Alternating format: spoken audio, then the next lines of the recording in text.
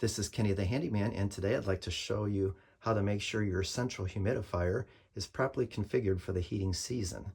So I have a general humidifier, that's the manufacturer, and what you want to do is a lot of times in the summertime you're going to redirect your airflow. Since you're running moist air, you don't want it to go through the humidifier, so you bypass it around the humidifier. But now that it's winter time, you want to change your airflow so that it goes through the actual humidifier and conditions it with the moisture. Second thing you're going to want to do is turn on your water line so that the water, which is going through here, and goes through the solenoid, and then it goes into the top of the humidifier pad. The solenoid gets turned on through your humidistat, which for the summertime you don't want any water running through that at all, because you don't want to add more water in the summertime. But now that the air is dry, we're going to turn this up to a comfortable humidity setting, which may be like 50 or 60. I like to have it nice and humid in my house, so I'm turning it up to about 70% humidity. After the water goes to the top of the humidifier, it runs to a pad, and then it comes down to a drain hose. Then we got to get rid of that excess water that's going through the humidifier, so it travels into a pump. And this pump here, once there's a float inside there, once we get a certain level of water, then the pump pumps the water back out, and I've got a drain tube running here through my ceiling and then out the other end of this wall here into my laundry chute drain area.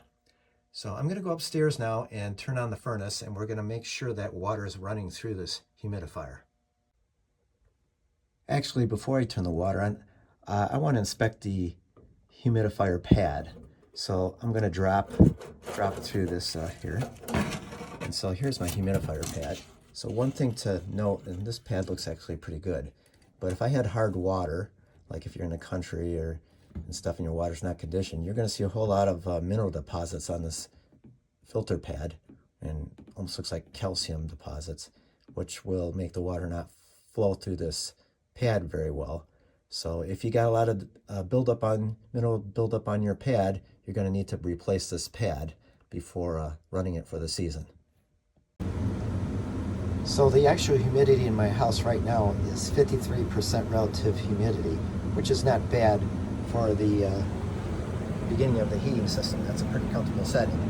But I want to test my humidistat on my humidifier. I'm going to crank it up to see if water flows through into my humidifier. I took the top off so you can see the water dripping through when I turn this on. So I'm going to crank this up, and that'll turn on my solenoid to make the water flow through. You should be able to hear a click when it activates. There you go. You hear the click, and there's the water pouring through. I'll turn it down, and it should turn the solenoid off. So I know the water is properly thrown to my humidifier and the filter pad at this point. So I was about to put the top of my humidifier back on, and then I noticed all this calcification at the bottom of the drains.